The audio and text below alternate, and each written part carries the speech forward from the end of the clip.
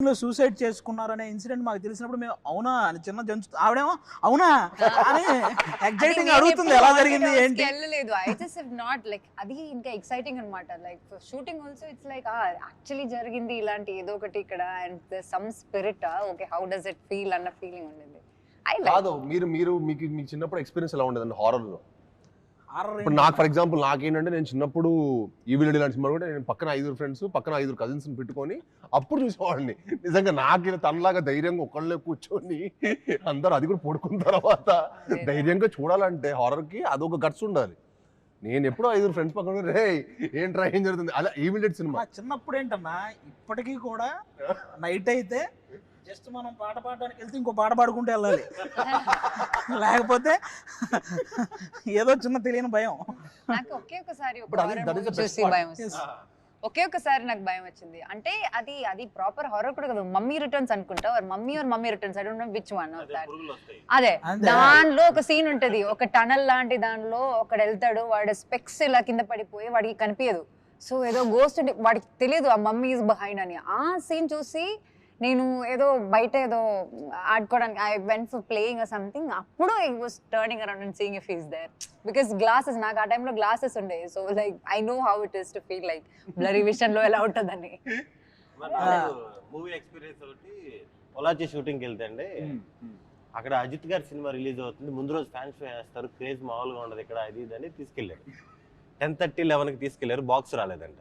Box రాలేదని ఇందాక చెప్పి అహంబల సినిమా వేసారు.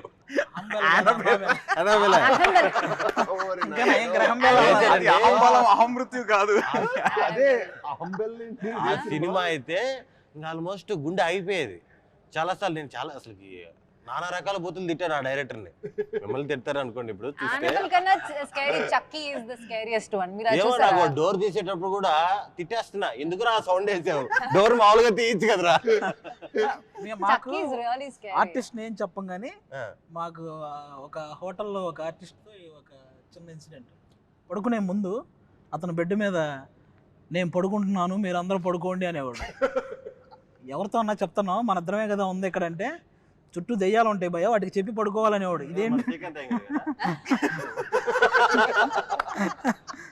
ఆర్టిస్ట్ పేరు చెప్పకూడదు అంటే అదే అంటే ఆటోమేటిక్గా ఆ మాట అన్నప్పుడు ఫస్ట్ ఇతని మీద భయం వేస్తుంది కదా. ఆ పడుకున్నంతసేపు నేను తర్వాత రూమే మారాను అతని వల్ల. అలాంటి ఆర్టిస్ట్ అనమాట, నీకు తర్వాత చెప్తా. నాకు యాక్చువల్లీ తనికెళ్ళ వరుణ్ గారు ఆయన రాసిన ఒక షార్ట్ స్టోరీకి ఆయనకి ఏదో ప్రైజ్ వచ్చిందంట. చాలా వెరీ షార్ట్ స్టోరీ అది చెప్పారనమాట. నాకు చాలా ఇంట్రెస్టింగ్ అనిపిస్తుంది. ఏంటంటే ఇద్దరు ట్రైన్లో వెళ్తుంటారు, ఇద్దరు ట్రైన్లో ట్రావెల్ చేస్తుంటే ఒకడు అడుగుతాడు పక్కనోడిని, ఏమండి మీరు దయ్యాలని నమ్ముతారా అని. నేనా నమ్మను అంటాడు. కట్ చేస్తే ట్రైన్ టనల్లోకి పాస్ అవుద్ది. టనల్ నుంచి బయటికి రాగానే నమ్మనని చెప్పినోడు ఉండడు. అంతే అంతే షార్ట్ స్టోరీ.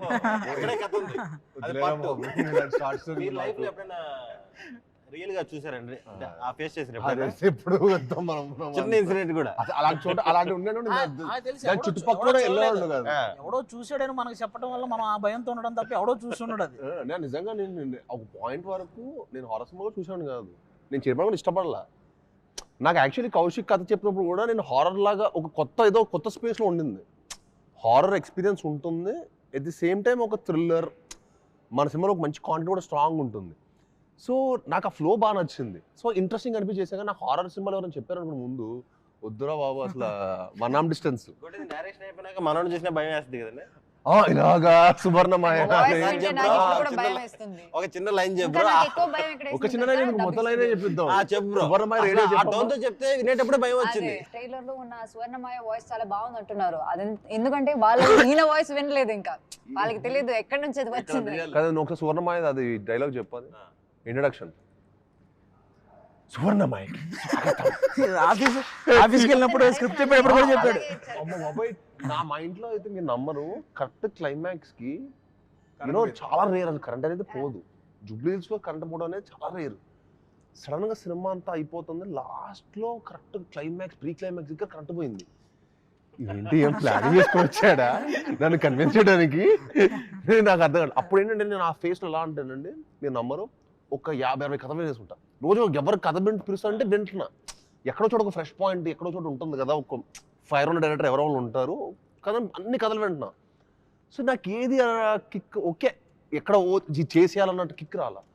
కౌశిక్ వచ్చి చెప్పాడా లేకపోతే ఈ ప్లానింగ్తో వచ్చాడా ఇవన్నీ తెలుసుకునే ఉన్నా హిస్టరీ అని చెప్పి కరెక్ట్ ప్రీ క్లైమాక్స్ కరెంట్ పోయింది. ఇంకా మనోడు ఆపడే, కరెంట్ పోయింది, ఇలా మ్యాటర్ కావట్లా. సెకండ్ హాఫ్ స్టార్ట్ అయితే ఇంకా మొత్తం వెళ్తున్నాడు అంత అదే ఫ్లోలో. అతను కూడా కరెంట్ పోయినప్పుడు అసలు ఇదే నా టైం అదే టైం అనుకోని ఇంకా ముందుకు వచ్చేసి ఇలా కూర్చున్నాడు. కరెంట్ పొంగడు ఇలా వచ్చేసి వింగ్ అని చెప్పి బలాలు కొట్టేసి డైలాగులు చెప్పేస్తున్నాడు. అరే ఏంట్రా ఇది, ఏం చేస్తాడు ఈ క్యాండిడేట్, ఇదేంటి ఏదో చెప్పండి. అది నమస్కారం. ఈరోజు శుక్రవారం 9/8/1989 ఆకాశవాణి తలుపులు తెరవబడ్డాయి. పునఃప్రసారాలు నేటితో మొదలు. ఈ భూమి కన్నా అద్భుతానికి ఇది పునర్జన్మ. దిక్కులు పిక్కటిలే శబ్దాలతో ఘన గాంభీర్య స్వాగతం. అచంచల ఆకాశం మేఘాల గొడుగు పట్టిన వేళ అద్వితీయ అకాల ఆగమనం.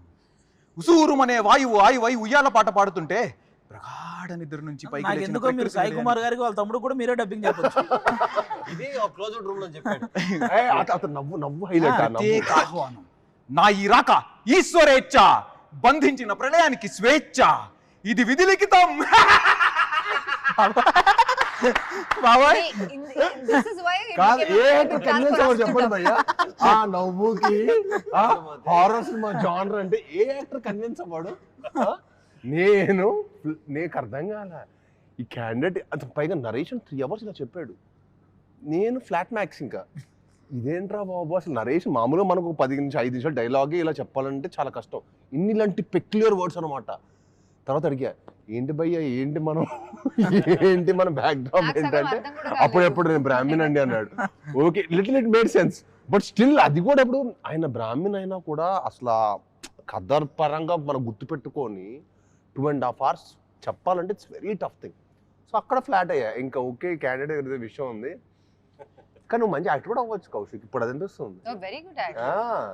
నువ్వు నెక్స్ట్ ఇంకా యాక్టింగ్ కూడా ట్రై చేయొచ్చు. నెక్స్ట్ నాకు తెలిసి డైరెక్టర్లు అనిల్ రావుపూడి గారు మీరు ఇలాగా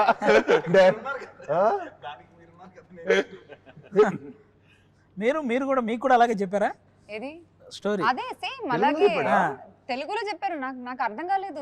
నేను ఇప్పుడు అంటే ఏంటి తెలుసా, నేను ఇప్పుడు దాకా నాకు తెలుగు సగం వచ్చు, నాకు అర్థమవుతుంది, వింటే అర్థమవుతుంది అని అనుకున్నాను. కానీ ఈయన నరేషన్ తర్వాత మీరు చెప్పింది తెలుగేనా అని అనిపించింది. నాకు సగం వచ్చు అర్థం కాలేదు. బట్ అయినా నరేషన్ ఏదో వింటానికి చాలా బాగుంది, నేను విన్నాను. ఏదో గ్రాంధికం మాట్లాడితే మేమే ఏంటన్నా ఇది బైలింగులా అని అడిగారు. అండ్ ఇంకా డబ్బింగ్ లో అయితే నేను చచ్చిపోయాను. నేను ఎక్స్పీరియన్స్ స్టార్ట్ చేసిన తర్వాత ఎక్కడో స్టార్ట్ చేసిన ఒక 1/2 hour కి మళ్ళీ వస్తాను భయ ఏదో ఉంది డైలాగ్. మళ్ళీ కాదు మళ్ళీ అదొక అరగంట. నేను నేర్చుకున్నాను చూడండి. ఎంతసేపు చెప్పించారంటే ఇంక మళ్ళీ డబ్బింగ్ రాకూడదు అన్నమాట. దాని తర్వాత ఏదో చెప్పిన తర్వాత భయ దాంట్లో ఓనర్స్ ఉన్నాను భయ్య మీ కనీసం 1-2 రావాలి అన్నాడు. నన్ను వారం రోజులు నాకు 2 గంటలకే నాకు అయిపోయింది, డెడ్ అయిపోయేవాడిని. నేను వెళ్ళి ఎక్కువ తినేసేవాడిని. నార్మల్ గా ఏంటి నార్మల్ నా ఎనర్జీ నా బాడీ డ్రైన్ అయిపోయిందా, కౌశిక్ డ్రైన్ చేసేస్తాడు అనిపించింది. నేను నార్మల్ గా 1 గంట జిమ్ ఇవన్నీ అయితే ప్రాక్టికల్ గా చేయగలుగుతా. నేను చేయలేకపోయాను బ్రదర్. నేను నిజంగా నుంచో 2 hours అదేదో నేను థియేటర్ పర్ఫార్మెన్స్ చేస్తున్నట్టు అనిపించింది నాకు అక్కడ. మళ్ళీ పెద్ద పేజీలు ఉన్నాయి కదా, చాలా డైలాగ్స్ ఉన్నాయి. నేను అయిపోగానే హ్యాపీగా ఫీల్ అయింది. అదే అమ్మయ్య నాది అయిపోయింది, హీరోని తెలుసుకుంటేనే నాకు స్టోరీ కూడా ఓకే చేసినప్పుడు కూడా మాక్సిమం ఏమంటే కట్ చేస్తారు కదా, కట్ చేస్తారు కదా.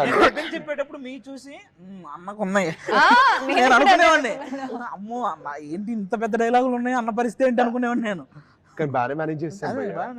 6 days లో ఫినిష్ చేసాడు, గ్రేట్ కదా. చాలా గ్రేట్. అదే అంటున్నాను నేను కాబట్టి పర్లేదు ఫినిష్ చేసా. నేను కాబట్టి చేశాను కౌశిక్. నెక్స్ట్ నీ సినిమాలో యాక్టర్ అయిపోయాడు.